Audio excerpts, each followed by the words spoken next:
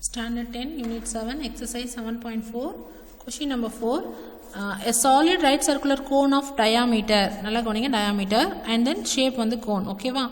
And height, and the cone oda diameter or height kuduthanga is melted to form a hollow sphere. So or melt panni enna form pandranga appadina hollow sphere form பண்ணுறாங்க. So ஒரு ஷேப்லேருந்து இன்னொரு ஷேப்பாக convert பண்ணுறாங்க. So அந்த shapes வந்து first நம்ம தெரிஞ்சுக்கணும். If the external diameter of the sphere is 10 centimetre. So diameter எல்லாமே இங்கே டயாமீட்டர். ஸோ நம்ம ஃபஸ்ட்டு அதை ரேடியஸாக கன்வெர்ட் பண்ணிக்கணும். So find the internal diameter. So இப்போ கேபிட்டல் ஆர் கொடுத்துட்டாங்க, கேபிட்டல் டி கொடுத்துட்டாங்க, ஸ்மால் டி ஃபைண்ட் அவுட் பண்ணணும். ஓகேவா? ஸோ இப்போ பார்க்கலாம். இப்போ வந்து ஒரு கோனை வந்து என்ன பண்ணுறாங்க அப்படின்னா என்னவா கன்வெர்ட் பண்ணுறாங்க? ஹாலோ ஸ்பியராக கன்வெர்ட் பண்ணுறாங்க. ஸோ ஹாலோ ஸ்பியரில் வந்து உங்களுக்கு எக்ஸ்டர்னல் டி கொடுத்துட்டாங்க. Capital D equal to 10 centimetre. So அப்போ capital R equal to 10/2 equal to 5 சென்டிமீட்டர்னு கன்வெர்ட் பண்ணிக்கிறோம். ஓகேவா? இது வந்து கேபிட்டல் ஆர் வந்து 5 சென்டிமீட்டர். அண்ட் ஸ்மால் ஆர் தான் நமக்கு தெரியாது. ஸ்மால் ஆர் நம்ம ஃபைண்ட் அவுட் பண்ண போகிறோம். இதில் வந்து கோனில் வந்து உங்களுக்கு இதோட டயாமீட்டர் கொடுத்துட்டாங்க 14 சென்டிமீட்டர். ஸோ ரேடியஸ் வந்து 14/2 equal to 7 centimetre. And then height வந்து 8 சென்டிமீட்டர்னு கொடுத்துட்டாங்க. ஸோ இப்போது ஒரு கன்வெர்ட் பண்ணும்பொழுது அதோட வால்யூம்ஸ் ஆர் ஈக்குவல் அப்படின்னு நம்ம எடுத்துக்கணும்னு நான் நிறைய தடவை சொல்லியிருக்கேன் இல்லையா? ஸோ அப்போது எது நமக்கு தேவைப்படும்? இது. ஸோ அப்போது வால்யூம் ஆஃப் ஸ்பியர் இதில் தான் நம்ம ரேடியஸ் கண்டுபிடிக்க போகிறோம், இன்டர்னல் டயாமீட்டர் கண்டுபிடிக்க போகிறோம். ஸோ அப்போ volume of hollow sphere equal to volume of cone அப்படின்னு வச்சுக்கணும். So volume of hollow sphere equal to volume of cone. Okay, so இதுக்கு formulas உங்களுக்கு தெரியணும். Volume of hollow sphere equal to 4/3 pi capital R cube minus small r cube equal to volume of cone 1/3 pi r square h. So இப்போ equalise பண்ணும்போது equal வேல்யூஸை வந்து நம்ம cancel பண்ணிக்கலாம். So இதுவும் டினாமினேட்டர் 3ல் இருக்குது, இதுவும் டினாமினேட்டர் 3 இருக்குது, கேன்சல் பண்ணிக்கலாம்.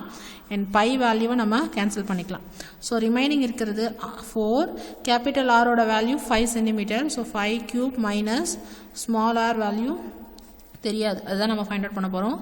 அண்ட் இங்கே இருக்கிறது R square H. So R வந்து இங்கே கோனோட ரேடியஸ் வந்து 7, ஆர் ஸ்கொயர்ன்றதால டபுள் டைம்ஸ் போட்டுக்கிறோம்.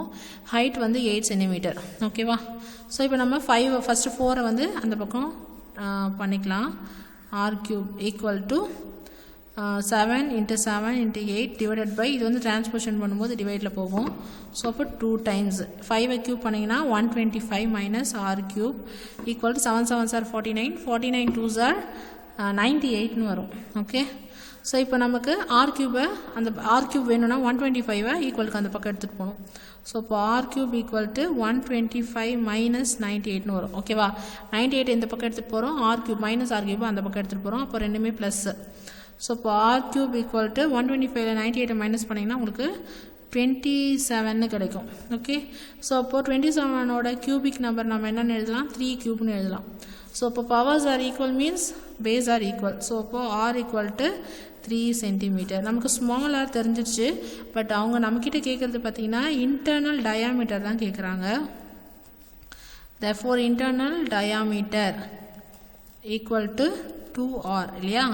2ஆல் மல்டிப்ளை பண்ணிக்கணும். ரேடியஸ் கொடுத்தாங்கன்னா 2ஆல் டயாமீட்டர் கொடுத்துட்டு ரேடியஸ் கேட்டாங்கன்னா 2ஆல் டிவைட் பண்ணுறோம்.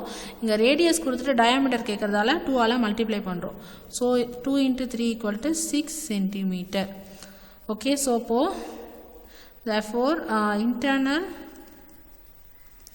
diameter is 6 centimeter. ஸோ இதுதான் வந்து நமக்கு கிடைச்சிருக்க சொல்யூஷன். ஓகே,